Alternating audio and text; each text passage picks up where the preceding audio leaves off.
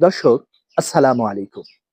আপনি কি জানেন রমজান মাসে কোন ধরনের মানুষকে মহান আল্লাহ তাআলা সব থেকে বেশি ভালোবাসেন? যদি না জেনে থাকেন তাহলে আজকের ভিডিওটা শেষ পর্যন্ত দেখতে থাকুন। এ সম্পর্কে রাসূল সাল্লাল্লাহু আলাইহি ওয়াসাল্লাম বলেন, আল্লাহ তাআলা সেই ব্যক্তিকে ভালোবাসেন যে রমজানে বেশি বেশি ইবাদত বন্দেগী করে। মহান আল্লাহ তাআলা এই ৫ ধরনের মানুষকে রমজান মাসে বেশি ভালোবাসেন। ১ নাম্বার, নামাজে অবিচল থাকা ব্যক্তি। ২ নাম্বার, দরিদ্রদের সাহায্যকারী।